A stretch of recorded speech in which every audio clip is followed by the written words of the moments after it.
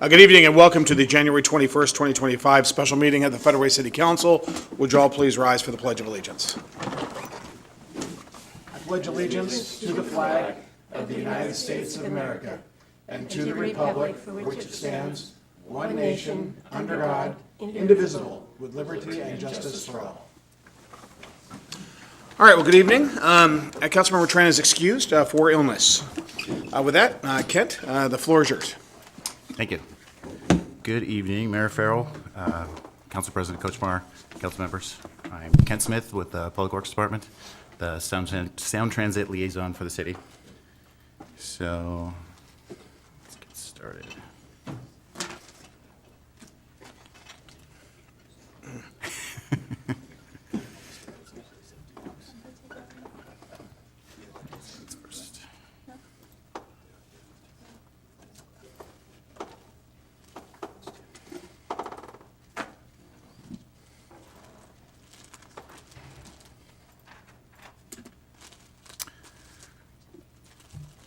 So I'm here to talk about the Sound Transit Tacoma Dome Link Extension Draft Environmental Impact Statement. So I'll do a quick intro. Joining me from Sound Transit is Kirby Hawkins, Austin Nielsen, and Kath Leota. Austin will do a quick intro, and then Kathy will jump in and talk about, in this first presentation, just to focus on Sound Transit, and the second will be my own, focusing on staff comments. So I'll turn it over to Austin to get us started, and then he'll go from there. Thank you. Great. Good evening, Mayor and council members. Thank you for the opportunity to be here tonight. My name is Austin Nielsen, and I'm with Sound Transit's Government and Community Relations team supporting the Tacoma Dome Link Extension. Here to provide an update on the Tacoma Dome Link Extension's draft environmental impact statement. So I'll just leave with a brief history and kind of where we are with the next steps, then pass to Kathy to really dive into the results today. Just a quick overview on the project. The Tacoma Dome Link Extension will extend the regional light rail network further south from the Federal Way downtown station down to the Tacoma Dome. It is currently forecasted to open in 2035. And we are, as I mentioned, currently in the draft environmental impact statement phase, which is really presenting all of the findings and analysis that we've been working on the last several years to the community, tribes, and jurisdictions for their feedback. In all, it's about 10 miles from Federal Way downtown to the Tacoma Dome, and there'll be 4 new stations at South Federal Way, Fife, Portland Avenue, and Tacoma Dome Station. And I would like to note that the Fife and South Federal Way stations do include 500 stalls of parking. As a part of the Sound Transit Board's 2021 realignment action, looking at the impacts of the COVID-19 pandemic on our capital plan, the board did take an action to delay parking delivery at the Fife and South Federal Way stations, as well as other ST3 parking stations. This particular parking at South Federal Way will open in 2038. The project also has a big component to cross the Puyallup River, and for all the information and alternatives that we show today, we are at a 10% design level. So while we have done a lot of work, there is still extensive design to go before we make final decisions to the Sound Transit Board. A little bit about some of the benefits of the Tacoma Dome Link Extension program. As I mentioned, it was included in the Sound Transit 3 plan that voters approved in 2016. And it completes the light rail spine that will connect the South Sound and the region's second largest city of Tacoma to the regional light rail system. And along with that, connecting communities to the economic and educational and employment opportunities across South King and Pierce County and beyond. This will also be the first light rail project in the United States to serve a tribal reservation when we cross into Pierce County and the lands of the Puyallup Tribe of Indians. And we project 24,000 to 36,000 riders on the TDLE segment. And what that means is that there's a rider that boards anywhere in the light rail system. Say someone wants to board at Linwood or Northgate and come down to South Federal Way, that would count as a rider on the Tacoma Dome Link Extension. Pierce County riders will be able to reach the airport in about 35 minutes, and folks traveling from Federal Way downtown to south to Pierce County will be able to get to Tacoma in 20 minutes with a reliable, congestion-free commute. A little bit about where we've been and also where we're going on the project timeline. You'll see in the green planning box on the screen, that's the box that we've been in since the project kicked off in 2017 and 18. We will be in the planning phase through 2027, and then in 2027 to 2029, we would go through final design, and we anticipate construction beginning in 2039 before service opens in 2035. Some of the highlights of the last few years of project development, we went through an early scoping and scoping phase in 2018 and 2019 and gathered a lot of feedback from the community, including the City of Federal Way and many residents on the route and station alternatives. In July of 2019, the Sound Transit Board identified a preferred alternative and other alternatives to study in the draft environmental impact statement. And essentially what a preferred alternative is just the leading choice of the board based on the information that's available. It is not a final decision. Of course, the COVID-19 pandemic happened in 2020, which set back Sound Transit's entire capital program, including delays to the Tacoma Link extension.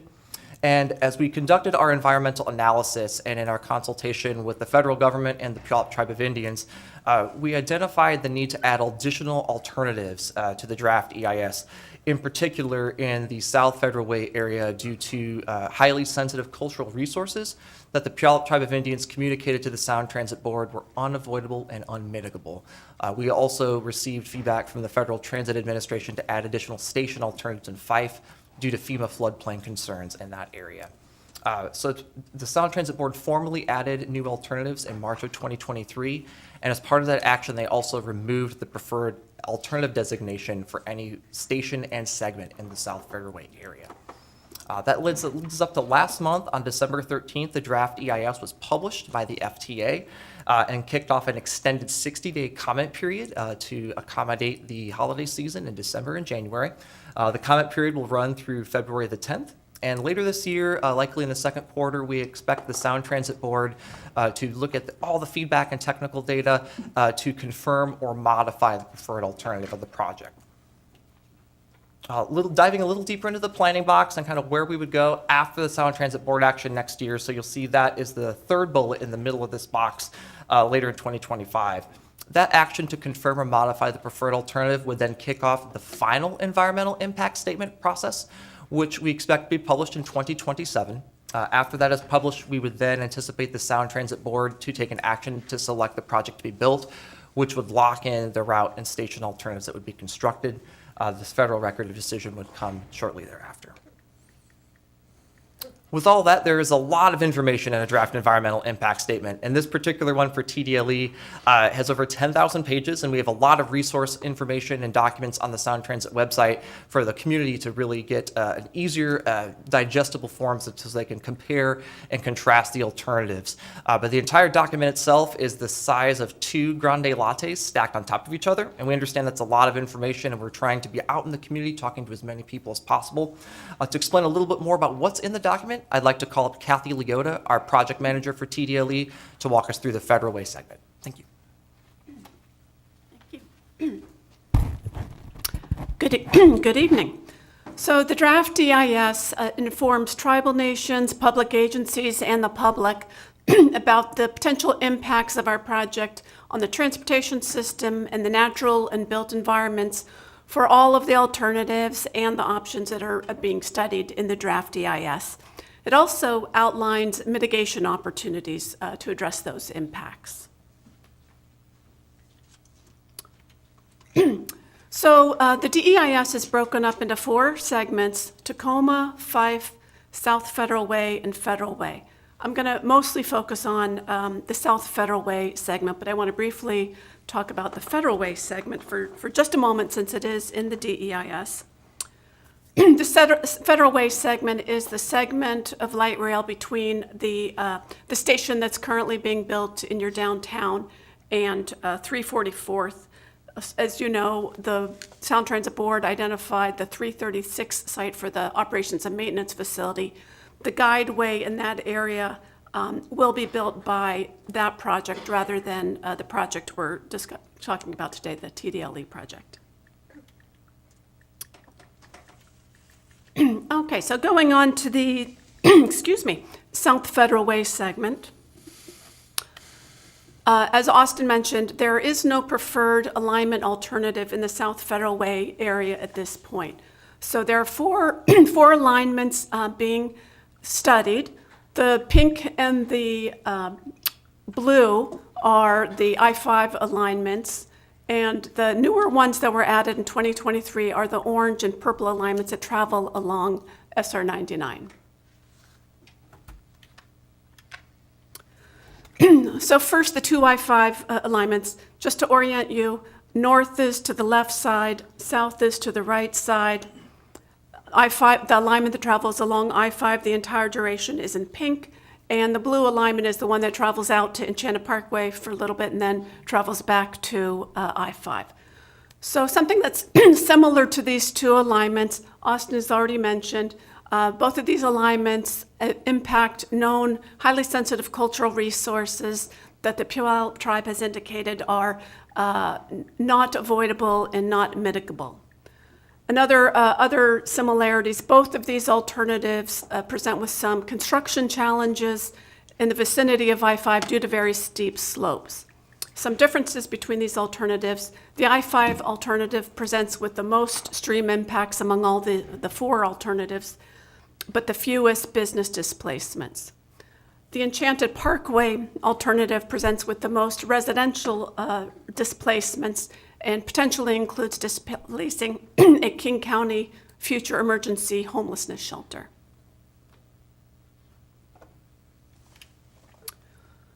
Okay, so now moving on to the 299 alternatives that were added for study in 2023. First, the west alignment. From the north, the west alignment travels southwest across Enchanted Parkway to the west side of 99. It continues along the west side of 99 all the way through South Federal Way and into Milton.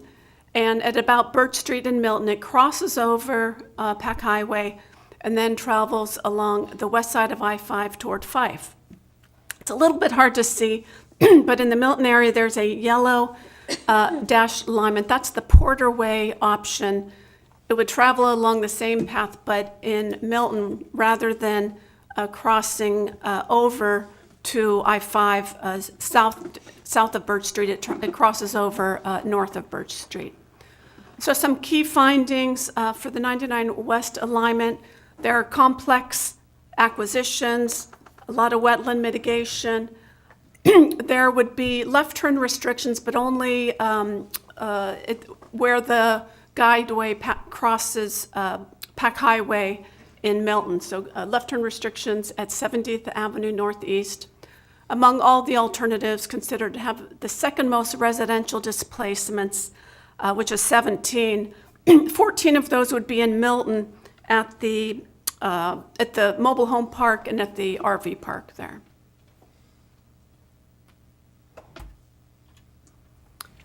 Moving on to the 99 East alternative, similar to the West alternative up at the north end, to travel southwest across Enchanted Parkway to the east side of 99. Travels along the east side of 99 to 373rd in Federal Way. At this point, the guideway would move into the median of Pack Highway. It would stay in the median of Pack Highway for almost a mile, about 9/10 of a mile, and then again, similar to the West alternative, at about Birch Street, it would transition back over, then travel along the west side of I-5 toward Fife. So some things to point out about this alternative. This alternative presents with the most wetland impacts of all the options being studied. It also presents with transportation challenges, given that the guideway would be in the median for almost a mile. There would be no left turns through that whole 9/10 of a mile section. Fewest residential displacements associated with this alternative. Similar to the 99 West, there would be construction challenges, periodic lane closures, road closures in order to build it along Pack Highway. One thing I want to mention, both for this alternative and the 99 West, very large overall impacts to wetlands. The Corps of Engineers has let us know that they would not be issuing a permit until we have taken all practicable measures to avoid and minimize impacts to wetlands and streams, and that's certainly going to be a big focus of ours should either of these alternatives be selected as a preferred alternative in the next phase of design. We will make every attempt to avoid and minimize impacts to wetlands and streams. So this slide is the comparison slide of the four alignment options that I just went over. Key highlights: the two I-5 alignments on the left, they do impact that highly sensitive cultural resource. The 99 West alignment presents with more residential displacements than the 99 East, but fewer transportation impacts in terms of left turn restrictions. The 99 East presents with the most wetland impacts, but the fewest residential displacements. Has the most transportation impacts with the left turn restrictions also. So now I'm going to go to the station comparisons. This first slide shows the two stations that are associated with the I-5 alignment options. The Enchanted Parkway station in blue at 352nd span option on the left. The station would be located in the northwest corner of 352nd and Enchanted Parkway. There would be some significant construction challenges at that busy intersection. In addition, having the station located right in this near this intersection presents some challenges for buses accessing the station. The I-5 station is in pink on the right. This alternative offers the fewest opportunities for transit-oriented development given its close proximity to I-5, and the transit and non-motorized access would also be not as promising at this location. Now moving on to the two station options associated with the 99 alternatives. So either of these station options could be paired with either the west or the east alignment along SR 99. Both of these present with a number of business displacements. We are working closely with the city staff to do all we can to minimize business displacements. The Enchanted Station option on the left in purple presents with some challenges with buses accessing the station given the close proximity to that intersection and construction challenges at the intersection. The 99 352nd station on the right offers the most opportunities for non-motorized access and transit buses to serve the station and more TOD potential than the other options. In this slide, kind of reiterate some of the highlights of these four different station options. Also discuss the various construction challenges that they all present with.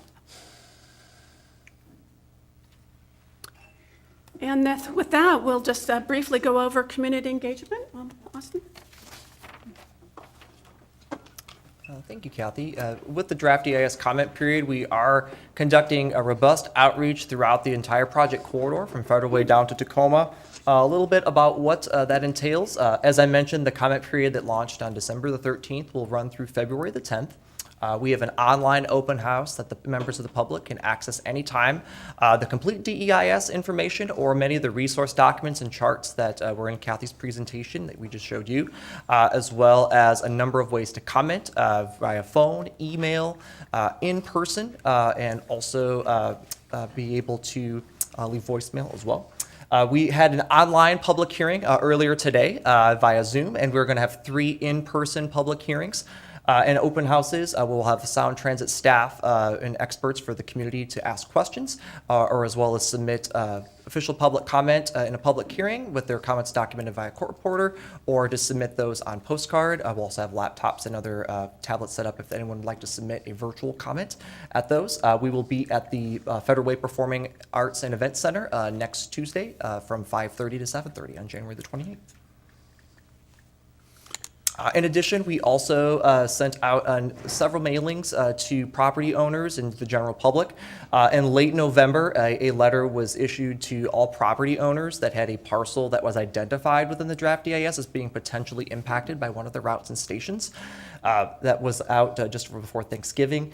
In addition, we sent a postcard mailer, very similar to many of you are probably familiar with Sound Transit outreach, to all addresses, tenants, businesses, residents within a half-mile radius of all of these stations and routes within the entire project corridor. So there were several thousand of those that went out. We are also conducting regular property owner webinars every week, should anyone wish to sign up for those. Or we also are happy to brief anyone in person or virtually should they request a briefing. And I know that we have several Federal Way businesses that we have met with or will be meeting with before the comment period concludes. That's a very high-level overview of the draft EAS. We'd be happy to answer any questions that you may have, but really, again, appreciate the opportunity to be with you this evening. Council President Kochmar, and then Councilmember Dovey. Thank you very much. I think Kathy, in her presentation, the last comparison chart, do you have that? Yeah, that one. Do you have that either in a handout or can you send it to us by email? Yeah, absolutely, yes. We have an easy, an alternatives guide document that has all these tables in addition to some other areas of interest as well. We'd be happy to provide that to you. Okay. It's an easy-to-access PDF. Thank you, Austin. And also, I don't believe you said it, but, and I can't remember, for the OMF facility, when will that be completed? I'll actually, Kirby can provide an update on the OMF timeline, just how the process is, that will be ramping up. So thank you. Oh, one last question, Austin. Yes, absolutely. When you sent out on this different options, I know DBM was upset. Well, did you have any other businesses that were particularly complaining?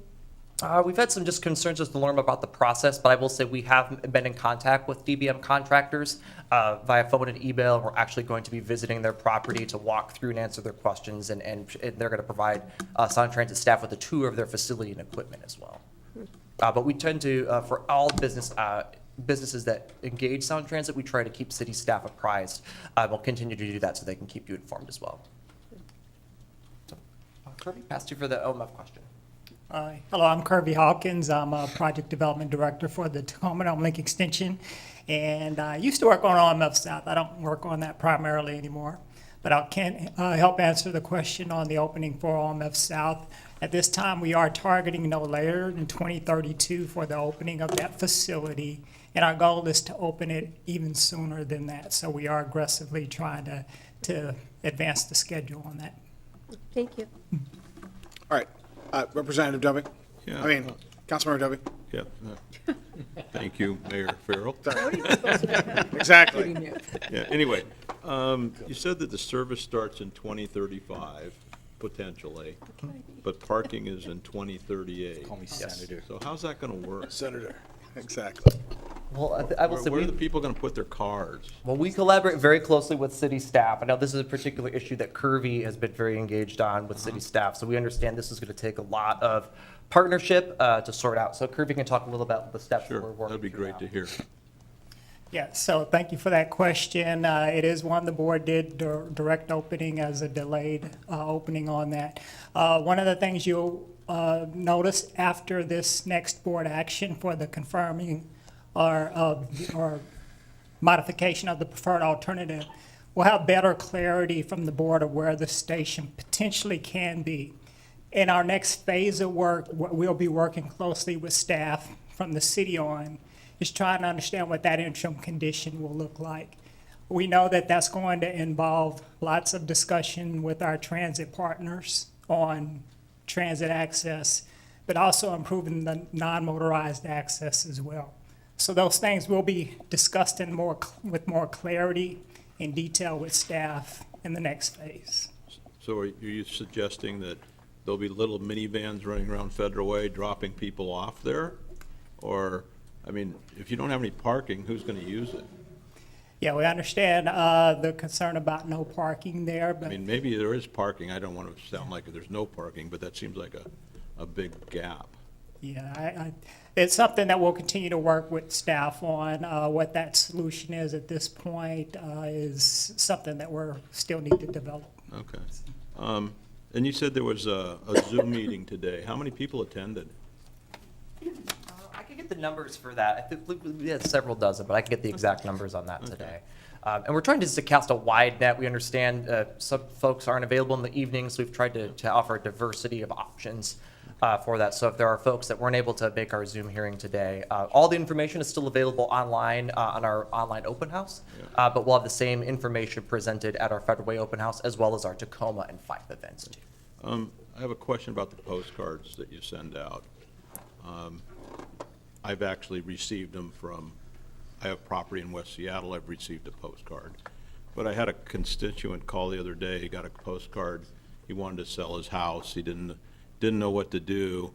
How do you get back to these people? Because we're talking 2035 and it's now 2025 and you got people in limbo for 10 years or maybe 6 years, or what's the process? How do you get that information to people so they can decide what they're doing with their property? Or That's a great question, Councilmember. And I would say we try to meet and engage with as many folks as possible, and we cast that net with our communications, whether at the postcard or online.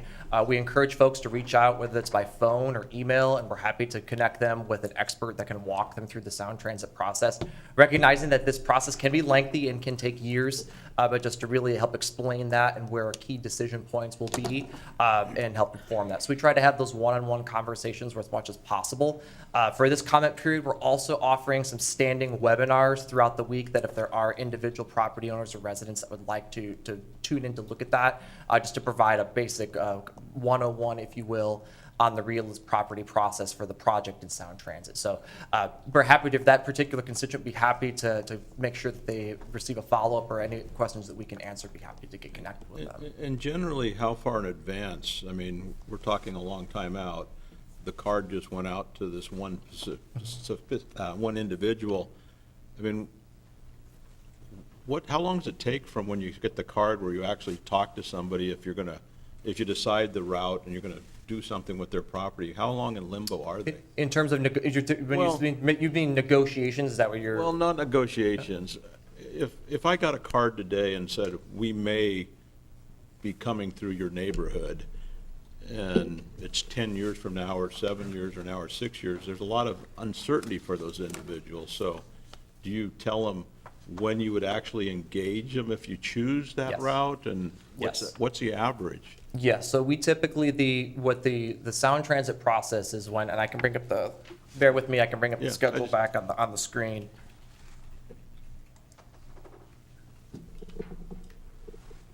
So looking in the planning phase, so we are in the draft EIS comment 2025. The Sound Transit Board, once it selects the project to be built, that is when typically Sound Transit staff are authorized to begin to speak to property owners to actually discuss and how to acquire property. So it's after the Sound Transit Board action and final environmental impact statement, which for this project will be in 2027. And that's similar to what has happened with past Sound Transit projects as well. So if it's 2027, then they're kind of in limbo for another 2 years. There's no decision point for anybody to make other than they got a card and they don't know what's going on with it. Yeah, we try to keep the open lines of communication, but recognize that there is some time in between that, but we want to try to make sure that they're informed and of course have an open forum to ask us any questions that they may have on the process. And then my last question, you've got 4 different alignments you're looking at, and just looking at it, I could tell probably which is the least expensive. But how are you going to go through that process when you monitor costs and time versus, what did you use the word, cultural sensitive land? I mean, how does that work? If it was 50 million less to go through the cultural sensitive land versus the other one, how would you pick that, or how do you do that? That's a great question. Ultimately, that is up to the Sound Transit Board and how they will weigh those decisions. So we will present them with all of the technical data that's in the draft EIS. Many of the same documents that are available now. We'll make sure that you have those links as well if you'd like to look at those. There will also be summary reports as well as copies of every single comment received from every resident in jurisdiction and tribe. And then there will also, we expect to have some revised cost estimates later this year. So I think it will be a mix of data sources, but ultimately it will be the Sound Transit Board decision of how to weigh those trade-offs versus each other. Okay, hey, thank you very much. Thank you, Councilman. Senator McDaniel? Thank you. Got a couple questions for you. The first one is actually going to be on the two routes. So you mentioned mitigation for both. One of the comments that was made about the cultural sensitive resources, my understanding those are burial grounds and they're non-mitigatable. If they are non-mitigatable, why is I-5 even being an option that's being offered right now? Thank you for that question, Councilmember. The alternative was not removed and is still an option on the table. The tribe has communicated that to us, and that will be a factor for the Sound Transit Board to consider. The draft EIS process is important to document and disclose all of the impacts, and that information has been in the document as Kathy laid out today. So it is all the alternatives we presented are still options, but ultimately there are various impacts that the board will weigh in their decision later this year. Okay, and if I understand correctly, around June or July, we should have an understanding. That would be the Q2 of 2025. Yeah, Q2, yes, sometime the middle of this year. And we'll be sure that the community and council and your staff are aware of that timeline as we have a clear picture on that timeline and a month and date. Gotcha. Now, if we go down the 99 route, would you guys be required to widen the actual Highway 99 in order to use up the middle section for the development and the structure, or how would that be? That's a great question. I'm going to pass to Kathy for that one that can answer the technical data in more Thank you. detail. Yes, depending on whether we go on the west side or the east side or in the median, there will be some widening either on the west side or on the east side. If we go in the median, there are some improvements that are needed on both sides, such as sidewalks. We also have to work with WashDOT to not build in an area that they are planning their own future improvements. So a lot of work with WashDOT through this whole process as well. Gotcha. Now, you had mentioned that there's going to be a 1 mile section that's not going to have any ability to turn across. Yes. Where would that section be? It would start, if this is associated with the 99 East alternative. So just south of 373rd, this is where the guideway would move into the median. And so between just south of 373rd and Birch Street in Milton, that entire area, WashDOT's indicating, would need to have a barrier around the columns. So this would preclude left turns throughout that whole stretch. Do you guys know how many left turns are currently available that would be blocked off in the future? I don't have that number, but we can look into it, see if we can get back to you. All right, thank you. I would say that north of 373rd, left turns are not allowed right now. Yeah. Okay. Yeah, that's where we have the little Yeah, that's plastic. right. Yeah. Gotcha. That's also where we've had a couple of fatalities, I believe. Yeah. Okay. The other one was now mitigation of wetlands. How do you mitigate a wetland? Oh, boy. Let's see if I can phone friend. That's not my area of expertise. We can either get back to you with a little more description, or Kirby can. Well, I think mitigation is going to be a combination working with the city and Department of Ecology, as well as the tribes, to identify the specific wetlands that are identified that need to be mitigated. And those mitigations can come in different forms. Those are things that we'll have to work out when we understand more specifics to which areas. But those mitigations could be improving different other areas, other wetlands, or it could be some form of land banking. But all of that's to be determined. Okay, so land bank would pretty much, the wetlands that we would be requiring to use would then be taken off the plate as wetlands, and we'd be looking at another location to add extra resources to kind of balance out. Is that kind of what we're looking at doing? Combinations of those Potentially. things, or improvement of the existing wetlands to some degree of, where they're impacted, maybe not necessarily removed as a wetland, but maybe they're impacted, but we still provide improvements as well. Understood. And then my last question for right now is the business displacement. You guys had listed, I believe, 13 to 16 different businesses. How did you guys determine the count for the business displacements? Is that property owners or legitimate businesses? As far as the numbers themselves, that's done through a survey. So we take the alignment, and then we look at the impacted parcels there, and those were then identified through individual alignments, whether the SR 99, for example, east or west. We look at those individual alignments and then apply that business displacement factor along that corridor. Now, can you have less, because I know there's some property owners who actually have multiple businesses below them or inside of their property. when you say business displacement, did that take in consideration the actual businesses that are on the property that, like DBM has multiple small businesses on their property. Would those guys take into consideration for the business displacement number? Yeah, I know the employees themselves are more of a survey that we utilize, but we also use the tax assessor information to identify businesses as well. Okay, and would it be possible to get a list of the businesses that would be displaced? We can work with you to get that. All right, I appreciate that. Thank you. All right. And Kirby, thanks for being here, and would you actually, maybe to streamline this, can you either send it to the clerk or to Brian, and then all the council will get it? That I think that's probably the streamlined way to go. Okay. And that way you don't have to look for all the council's emails too. Okay. Okay. All right. Nope, happy to Oh, do I'm that, sorry. Mayor. Councilmember Suffolk Austin, do you have a question? I did, and some of them have already been asked, so thank you, Mayor. Yep. One is South Federal Way and 5 parking, you said 500 each? Is it Yeah. each or 500? Approximately total? 500 each at each Each, station, yes. But not total, okay. And then, every time we talk about communication, my concern always is people who don't speak English, or people who are, who don't even have access to technology. So how do you reach those individuals? And I know I saw somewhere where you're doing door-to-door potential outreach, so what would that look like? Yeah, absolutely. We do have some door-to-door. We also have many of our materials translated into a number of languages, including Korean, Russian, Spanish, Tagalog, Khmer. And I know we also had on our Zoom virtual hearing today, we had a live translation is available. We will also have translation services available at our in-person public hearings as well.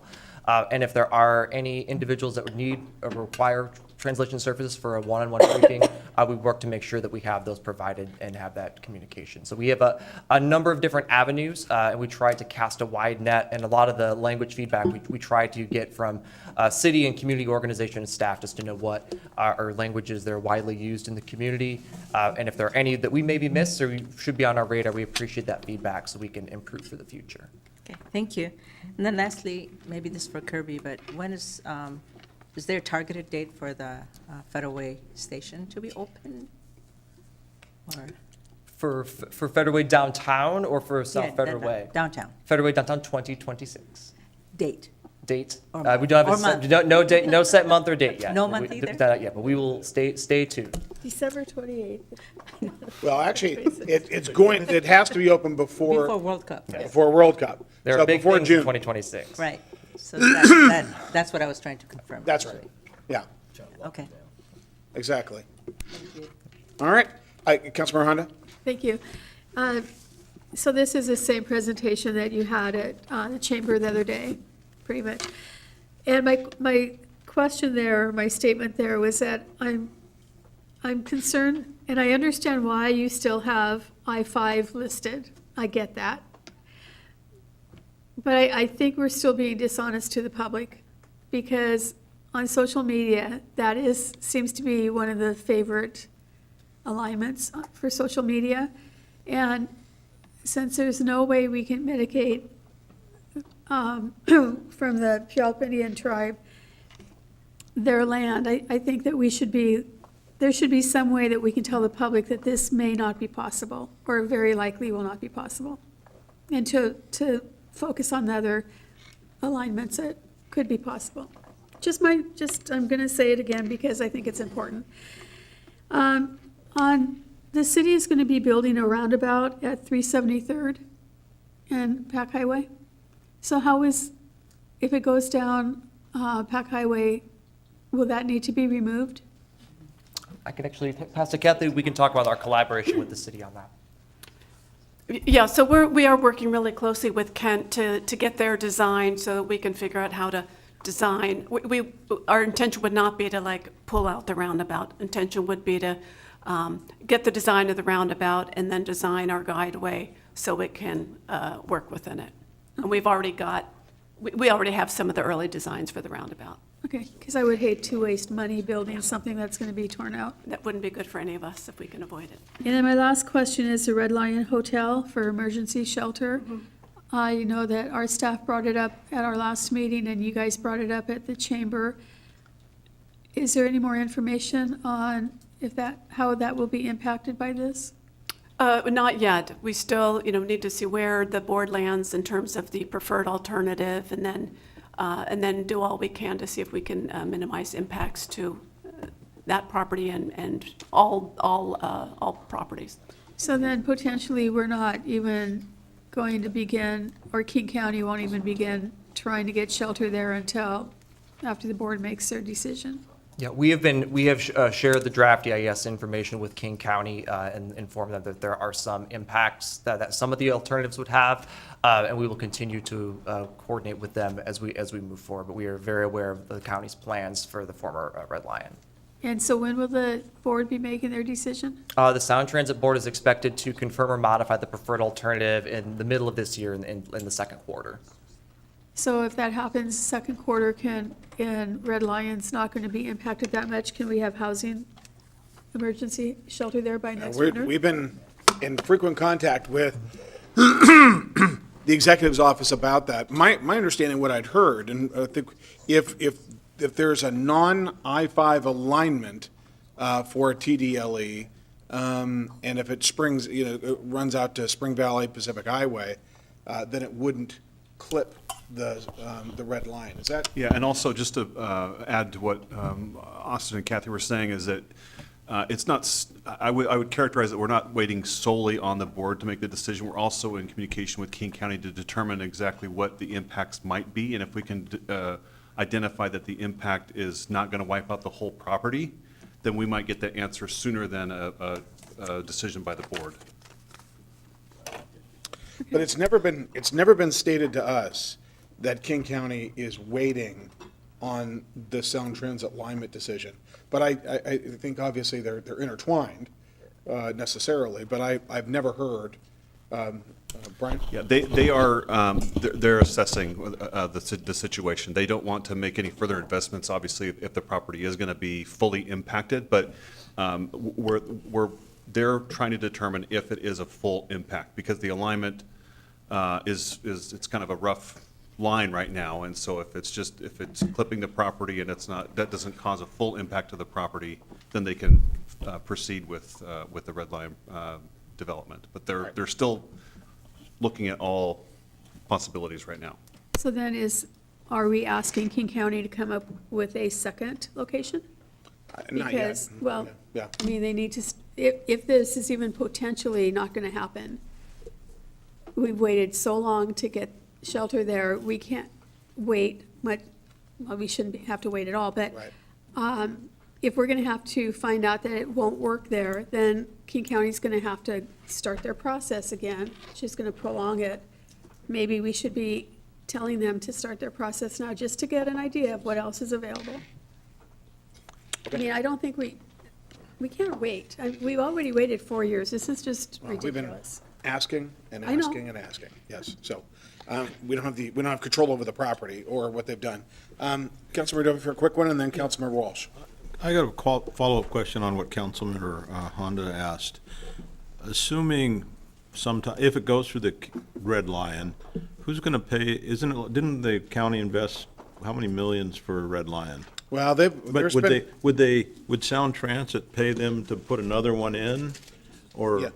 Well, I mean, they would compensate them. Well, why don't I let Sound Transit? How would that Essentially, work? yes, there would be negotiations and an acquisition and relocation of the property, like any other property. But the question I have is, Councilmember Honda brings up a good point. We've waited 4 years. This alignment, when it gets decided, you don't do anything for a couple of years. I think that's what I heard very beginning. So we have a very multi-million-dollar investment in a place for the homeless overnight, and then if you can't make a decision immediately, our city's in limbo for another 2 to 6 years. So, I mean, what's that process look like? If it's normal, it doesn't work for me. I mean, and Councilmember Honda brings up a really good point. And has that been on your table at all to think about that? Yeah, yes, we have been I mean, communicating. timelines. We have been communicating with the county to discuss our process and the potential impacts of the alignments. And we're going to continue to do that. And I think as there any more information on that, we'll be sure to keep the council and you up to speed Maybe on my that. question's a little different than, I understand the process and what you're doing, and I appreciate that. But if you decide that it's going to impact that and the county can't open it, is there a fast process to get the money from wherever it comes from so we can have an alternative solution in our town? I can't speak with. I know you Yep, can't, yep, but yep, I understand. you get, Yes. that's my message. Yep, no, to you. yep, understand that, and I have noted that, so Okay. thank you, Councilman. Councilmember Walsh? Yeah, now, back to the Red Lion then. But the Red Lion would only be impacted if it's one of the I-5 routes, which, from the way it sounds, Right. ain't gonna happen. Yeah, in the draft, yes, the I-5 alternatives are the only ones that potentially completely. Okay. And so in reality, I'd say that it comes back to getting them off the table as soon as possible, and rather than saying, hey, that one of the Pacific Highway routes is a preferred alternative, but these are still alternatives. I mean, it seems like we need, once that preferred alternative is made for Pacific Highway, some way we need to get those I-5 routes off the table entirely, so that the county doesn't have a problem with going ahead with the Red Lion. And anyway, I mean, is there some way to get it off, those other routes off the table entirely once the preferred alternative is decided on? The preferred alternative designation would come later this year. I would have to go back and double check. Historically, it has not been the Sound Transit process, and Sound Transit Board historically has not removed alternatives, as they must be documented and disclosed. But the preferred alternative designation would obviously have a little more certainty as to where it could be based on the information available. So with removing alternatives, that's still, I mean, if it was done earlier, it'd be entirely up to the Sound Transit Board. It's not some federal regulation. or something like that that says- It's a very close, this is technically a federal process, so I do not know the certainty as to the regulations and things, but I do know Sound Transit conducts this draft ES process essentially on behalf of the Federal Transit Administration in close collaboration with the Federal Transit Administration. So I would have to go back to our environmental team and get some more information upon that process and share with you and your colleagues. Looks like we Yeah. got a little bit of a traffic jam on the railroad tracks. That's Yeah. kind of jamming us up a bit. Yeah, yeah. Also, back to the 373rd roundabout. If the city, I mean, is there a possibility the city should delay putting in the roundabout there until things are worked out? Or is there, or if we put let's in the get EJ. roundabout, will you work around us all right? Let's have EJ first, if we could. EJ? Okay. Yeah, so we've provided Sound Transit with the design at 373rd, and both us and WashDOT have told them they cannot preclude construction of that project, that they basically need to work around our project. And to Administrator Davis's point, this is very similar to the roundabout that the Federal Way Link extension worked through at 23rd, and they proposed something very similar where it would be, if it is a center line alignment, they would put a column in the center median of basically the middle of the roundabout, but it would not impact the traffic circulation around the roundabout. And if it's off to the side, obviously they would just span over the cross. So, I don't think there's a world in which the two are not compatible. That being said, I think, we've assured everyone we're moving ahead with the 373rd roundabout with all due diligence speed. So absent some other direction change, would recommend we continue to do that. So what you're getting around to is that they'll work around the roundabout? Yes. Okay. All right, thank you. Councilmember McDaniel? Yeah, my other question is, what is the estimated time for the roundabout when we start in that project? So we are also working through the environmental and wetlands impacts for that project. It is supposed to be out to bid this year, so late this year, for construction starting as soon as the weather breaks in 26. Okay, thank you. Okay. I don't see any further questions. Do you guys have any more of a presentation? That is all we have for our presentation this evening, Mayor, Council President, council members. Thank you again. Okay, and thank you very much. Thank you for everybody that, go ahead. Yeah, I'm just gonna go through on Sound Transit's gonna stay, but I'm gonna focus on a few of the comments from the Federal Way staff that's Let me have you hit pause just for a second. Ken, how long is the executive session going to take? Approximately 20, 25 minutes. Okay, we got a couple minutes. All right, go I can ahead. be quick. Okay. We got about 5.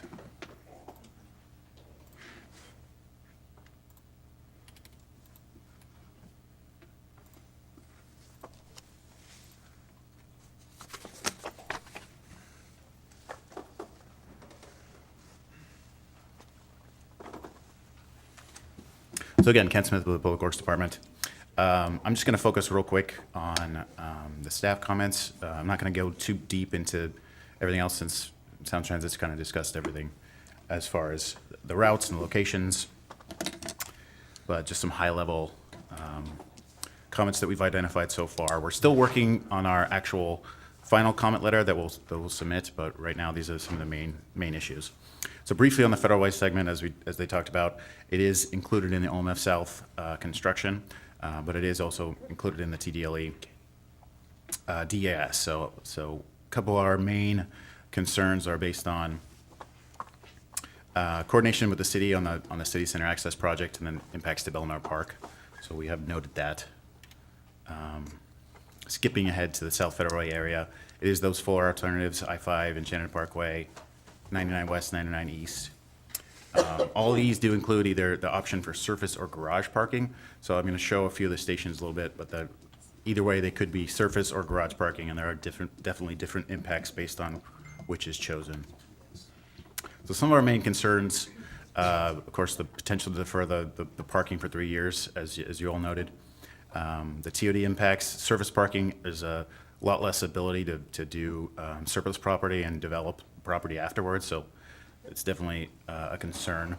There's some bus and vehicle access limitations for all the station options that either impact the driveways chosen or shown on some of these that either make them infeasible or just not as well used. There is a lot of impacts in the South Federal Way area, and then, as we said, the potential impacts to the Red Lion. A few more of these. Several parcels along 99 and 356 have significant deed restrictions, so that these are conservation properties that the city is maintaining, and sort of in the south of the area, that require either extensive coordination to get those restrictions removed with a number of partners, including WashDOT, the city, the Corps of Engineers. Let's see. There is an option in the DEIS, I want to point this out, that has a potential for having Federal Way Station or Fife Station as an interim terminus. So that would be, and depending on how the process works out, there is a potential that South Federal Way would be the final station for a period of time while working to construct the rest or an unknown period of time. That is in the DIS, so we wanted to note that.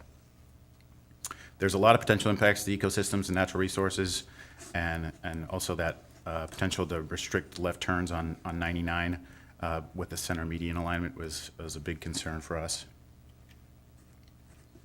Briefly looking at the stations, these are some of the figures in the DIS that show how the station configuration is potentially planned for some of these locations. This is the SFI5 station area.